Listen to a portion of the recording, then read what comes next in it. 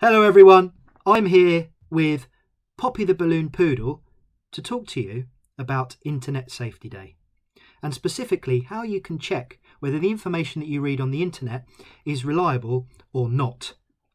If you look below this YouTube video, you will see an index and you'll be able to skip forward to different parts of this video. In a moment, I'm going to talk through a presentation where I'll describe certain things you can do to check whether a piece of information is reliable or not. Then there's a clip later on in the video from the BBC fact-checking team working at BBC and Newsround, and how they check whether information they come across on the internet is fake or not, and whether it's reliable. Okay, so say goodbye, Poppy. The learning outcome from today's session is that you will be able to explain how to check whether to trust information you find on the internet. So firstly, what is trust? Well, by trust, I mean whether the information we find on the internet is reliable or not. So if it's reliable, it's trustworthy. If it's not reliable, it's untrustworthy. So how do we check whether it is reliable or unreliable?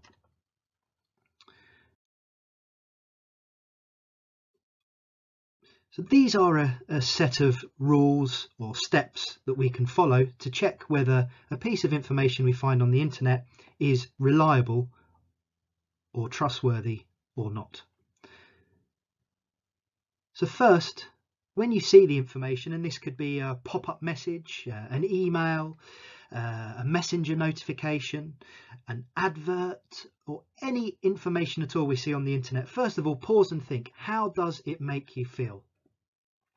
We know that anything we find that we have a strong reaction to, either it makes us very happy or very sad or very angry, we're more than likely to share it with others. Secondly, is the information from a website or an information source that you've heard of?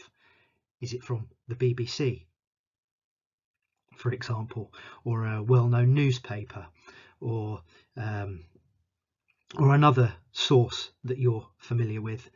Check the dates. How old is the information? So you're hearing something that makes you feel perhaps unhappy or sad, but how old is it? It could be several years old. And most importantly, if you are not sure, speak to an adult that you trust about what you found before you share it with others. Now that could be, of course, your parents, a teacher, a member of staff at the school. But if in doubt, don't share what you found with your friends. Because then all you're doing, if this is unreliable information, you're just passing on that information to others, and then they have that strong emotional reaction to it and share it with their friends. So just don't share. If you're not sure, don't share it with your friends. So we're going to use these rules through these examples in a moment. So let's play Trust It or Check It. Yes, Poppy is still here. Let's play this. Let's play this, Poppy. Right. So trust it or check it. What do you think? So we have click to play now, invade planets, build empires, rule the stars. Now that does sound quite awesome, doesn't it? Click to play now. But and it's great. It says that it's an ad, but is that real? Is it really an ad? In this case, what's our emotional reaction to it?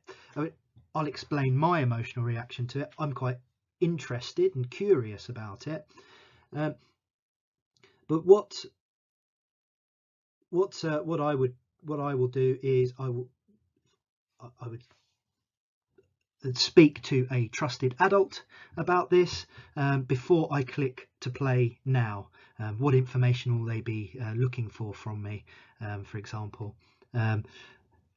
So yes, I have quite a strong emotional reaction to it that might make me, because that sounds quite cool, doesn't it? Click to play now. Don't speak to a trusted adult before you proceed, before you do anything in this case. Okay, right. Next example. Today is Friday the 13th. Unlucky for some. Let's turn this into a good day. Send this message to 5 friends to get good luck all weekend. Don't ignore it or you'll be cursed with bad luck for 10 years. Don't break the chain. So this is a chain message, obviously looking for me to forward it, because if I don't, I'm going to have 10 years bad luck.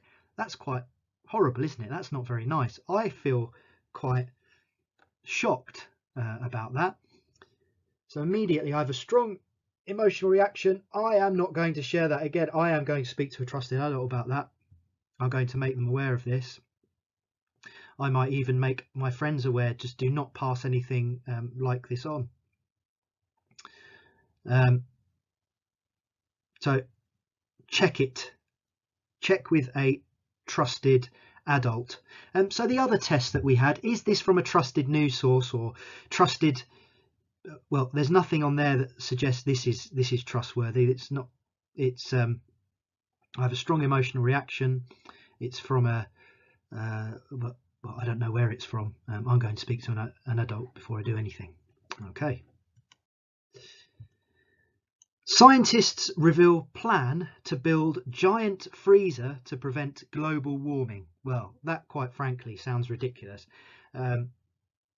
Maybe even a little funny. I'm not sure I'd be happy at seeing this, looking at those reactions there. I've been more confused. Now, this this has been, we said, how old is it? It's quite recent, but that's still nearly a year out of date. So we know that this is quite old information now.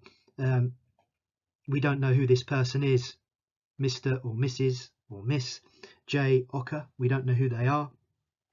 Again, I speak to a trusted adult before I share this with anyone.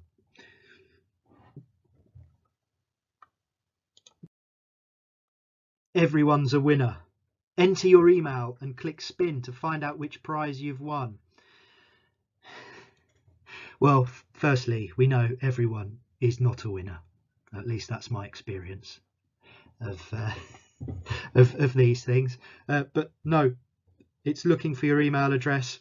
That's there's nothing in here that suggests this is from a trusted source. I am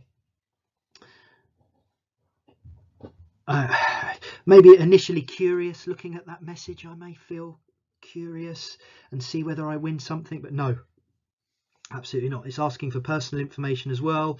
Don't pass that on. Again, speak to a trusted adult.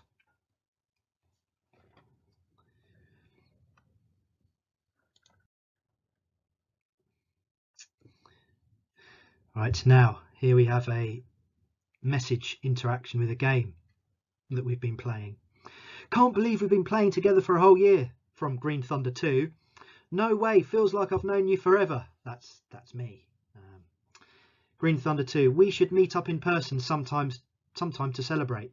And you notice here there's the add friend. So they're not my friend online. This is a random person. This is someone that I don't know in person. Absolutely, I'm not going to meet them in person. I'm going to highlight and be very clear to a trusted adult that someone online has asked to meet me. No, absolutely not. I'm not going to meet them, and I'm going to tell my parents, a teacher, a member of staff about this. So no, I am shocked and angry by that. So no, this is absolutely, this could potentially be quite well, very dangerous. Right, Okay, so if we can think of ourselves when we see information as internet detectives. So we're using those four things to check whether a piece of information is fake or not, and whether I should believe it. So first of all, question things, check online. So is it from some organisation that I trust or not? Check offline. Now that would be easier if we were all in school, unless your parents have wonderful libraries at home. But we can use books to check whether information is correct or not. We don't only have to rely on the internet. I guess as a computing teacher, I do use online sources rather than physical books, certainly these days, but absolutely libraries, incredible wealth of information. And if you're not sure, ask for help. And we've seen some of those examples could potentially be quite dangerous, so ask for help and make your parents and a trusted adult aware that this person has been contacting you. Right, so remember to focus on your feelings first. So we had one, focus on your feelings. Is it a strong reaction? Do you have a strong reaction to this? As we said, we're more likely to share and continue the sharing the information with others, and they'll continue to share it if we have a strong emotional reaction to it, if we feel really happy or sad or worried about it. Then check the information source. Is it from someone or an organisation you trust? We've said the BBC is an obvious one, but it's not the only trustworthy news source or information source. Check how old it is. Is it from a few years ago? Is this just some fake news that's being recycled? Then you can speak to an adult you trust. We've said members of your family, your parents, we've said members of staff. And don't share it. Don't share the information. Don't continue this spread of fake news. It stops with you. If everybody stops sharing that information, that's the end of it. If you then pass it on, then someone else has to have a strong reaction, and then they may pass it on, and it continues. Okay, so as I've given you an assignment as well, so use those rules in the assignment where you'll see all that in Teams. Okay, everyone. Bye from Poppy and me, and I'll switch on to the next video now.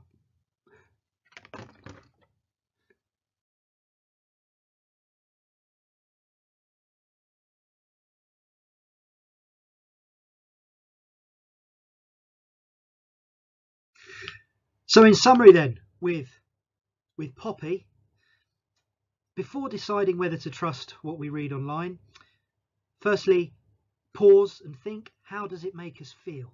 We know if we have a strong reaction to it, we're more than likely to forward it on. So if you have a strong reaction, just pause and think, and then think, is the information from a website that we've heard of?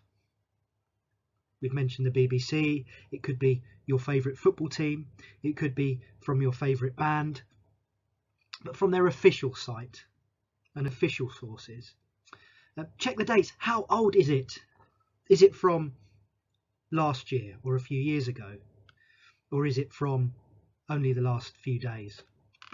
And if you're unsure, speak to an adult that you trust, your parents, a member of staff at the school. And if in doubt about any of this information, don't join in with the sharing of this information with your friends and creating more uncertainty and more confusion and their own strong reaction to this information. So these are the rules. Okay, now there is a short clip from the BBC fact-checking team. Okay, over to them.